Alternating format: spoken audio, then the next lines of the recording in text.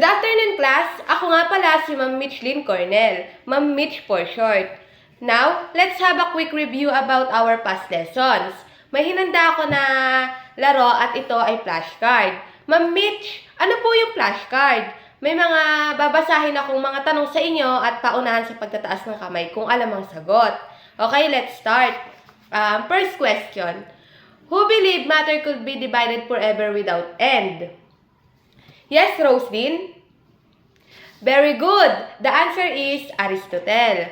Second question is, what did Democritus use for tiny particles of matter? Yes, Aris. Very good, Aris. The answer is atom. And question number 3 is, who was the scientist that brought back the idea of atoms with experiment in 1803? Yes, Irish. Very good. The answer is John Dalton. Very good, class. Thank you sa mga nag-participate. Now, let's proceed to our topic. Subatomic particles. Ano nga ba ang subatomic particles? Subatomic particles ay ang mga bahagi ng mga atom na mas maliit pa kaysa sa atom mismo. Ang bawat atom ay binubuo ng tatlong pangunahing subatomic particles. Proton, may positibong karga. Neutron, walang karga o neutral. Electron, may negatibong karga. Matatagpuan ang protons at neutrons sa gitna ng atom, sa tinatawag na nucleus, habang ang electrons ay umiikot sa paligid ng nucleus. Bakit mahalaga ang subatomic particles? Sila kasi ang bumubuo sa lahat ng atom at ang atom ang bumubuo sa lahat ng bagay sa mundo. Hangin, tubig, halaman, hayop at pati na rin tayo. Ang dami ng proton sa isang atom ang nagtatakda kung anong elemento ito. Halimbawa, ang oxygen ay may 8 protons. Ang electrons naman ay tumutulong sa chemical reaction gaya ng pagbuo ng tubig at pagkain. Sa madaling salita, ang subatomic particles ay parang maliliit na piyesa ng isang laruan na kapag pinagsama-sama natin sila, nabubuo ang atom at mula sa atom, nabubuo ang lahat ng bagay na nakikita natin at hindi natin nakikita sa mundo. Ano nga ba ang electron ayon kay J.J. Thomson? Ang electron ay isa sa pinakamaliit na bahagi ng atom.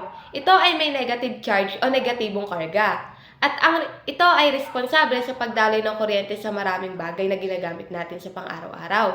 Pero alam niyo ba kung sino ang unang nakatuklas ng elektron? Ang taong ito ay si J.J. Thomson, isang scientist mula sa England. Noong 1897, gumawa siya ng isang eksperimento gamit ang tinatawag na cathode ray tube, isang basong tubo na may gas sa loob at pinagdadaluyan ng kuryente. Habang ginagawa niya ang eksperimento, napansin niya na may sinag o ray of light na lumalabas mula sa negative side ng tubo. Dahil curious si Thomson, sinubukan niyang lagyan ng magnet at electric field ang tubo. Doon niya napansin na ang sinag ay lumilihis o napapaliko na parang naa-attract o natutulak ng kuryente. Ang ibig sabihin nito ayon sa kanya ay hindi lang basta ilaw ang sinag. Ito ay gawa pala ng maliliit na particles na may negatibong charge. Dahil dito, tinawag ni Thomson ang mga particle na ito na electrons. Ito ang unang beses na napatunayan na may mas maliit pa pala sa atoms. Ang pinaka-importanting bahagi sa kanyang tuklas ay ang katotohanang lahat ng atoms ay may electrons. Kahit anong klase ng gas o metal ang gamitin sa tubo, laging lumalabas ang electrons. Ibig sabihin, ang electrons ay bahagi ng lahat ng bagay sa mundo, maliit man ito o malaki. Ayon kay Thomson, ang electron ay isang negatively charged particle na parte ng bawat atom. Sa pamamagitan ng kanyang eksperimento, napatunayan niya na hindi atom ang pinakamaliit na particle ng matter, kundi meron pang mas maliit dito. Dahil dito, nagsimula ang mas malalim na pag-aaral tungkol sa loob ng atom na mas mahalagang bahagi ng science na tinatawag nating chemistry at physics. Protons. Ano nga ba ang protons ayon kay Ernest Rutherford? Noong unang bahagi ng 19s, isang scientist ang nagngangalang Ernest Rutherford ang gumawa ng mahalagang tuklas tungkol sa atom. Sa kanyang mga eksperimento, nalaman niya na ang atom ay hindi lamang isang maliit na bola, kundi may loob itong tinatawag na nucleus o gitna. Sa loob ng nucleus, may mga maliliit na particles sa tinatawag na proton. Ayon kay Rutherford, ang proton ay isang maliit na particle na may positibong karga. Ibig sabihin, may plus sign ito na nagsasabing ito ay may positibong elektrisidad. Ang mga proton ay matatagpuan sa nucleus kaya sila ang nasa pinakasentro ng atom. Importante ang mga proton dahil sila ang nagbibigay ng pagkakakilanlan sa mga elemento. Halimbawa, kung ang isang atom ay may isang proton lang, ito ay tinatawag na hydrogen. Kung marami naman ang proton, iba-iba ang pangalan ng elemento. Isa sa mga eksperimento ni Rutherford ang tinatawag na gold foil experiment. Dito, pinapadala niya ang mga maliliit na particle sa maninipis na ginto. Napansin niya na ang particle ay dumadaan sa atom pero may ilan na tumatalbog dahil sa matitigas at positibong bahagi sa gitna ng atom. Doon niya nalaman na ang proton ay nasa nucleus at may positibong karga.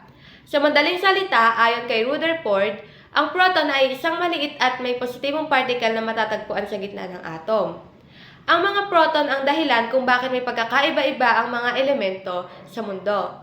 Ang pagtuklas ni Rutherford sa proton ay malaking tulong para maintindihan natin kung paano nabubuo ang mga bagay sa ating paligid. Neutron. Ano nga ba ang neutron? Alam niyo ba na bukod sa proton, may isa pang mahalagang parte ang atom na tinatawag na neutron? Ang neutron ay isa sa napakaliit na particle na matatagpuan sa gitna ng atom, sa tinatawag na nucleus. Pero hindi ito tulad ng proton na may positibong charge. Ang neutron ay walang karga kaya tinatawag din itong neutral. Noong 1930s, isang scientist na si James Chadwick ang nakadiskubre ng neutron. Sobrang importanteng tuklas ito dahil nakatulong ito para mas maintindihan natin ang istruktura ng atom. Ang neutron ay halos kasing bigat ng proton kahit na maliit siya. May malaking papel ito sa pagpapatatag ng nucleus ng atom. Kapag wala ang mga neutron, mahihirapan ang proton na magsama-sama kasi may pareho silang positive charge. Kaya nagre-reflect sila sa isa't isa. Pero ang pinakaibang bagay tungkol sa neutron ay kapag napalabas siya sa atom, hindi siya nagtatagal doon sa labas. Sa loob ng humigit kumulang 15 minutes, nagbabago siya sa ibang mga particles sa prosesong tinatawag na beta decay. Sa prosesong ito, ang neutron ay nagiging proton, electron at isang maliit na particle na tinatawag na anti-neutrino. Isa pang mahalagang konsepto ang isotopes. Kapag ang dalawang atoms ay may parehong dami ng proton, kaya pareho ang elemento. Pero iba ang bilang ng neutron at tinatawag silang isotopes. Halimbawa, ang carbon ay may iba't ibang isotopes. Depende sa kung ilang neutron ang nasa nucleus nito. Sa madaling salita, ang neutron ay isang neutral na particles sa loob ng nucleus na tumutulong para maging matatag ang atom. Mahalaga siya para maintindihan natin kung paano nagkakaiba-iba ang mga atoms kahit pareho sila ng elementong kinakabibilangan. So class, that's all my part. Sana may naintindihan kayo sa lessons ko ngayon at thank you sa pakikinig. Goodbye!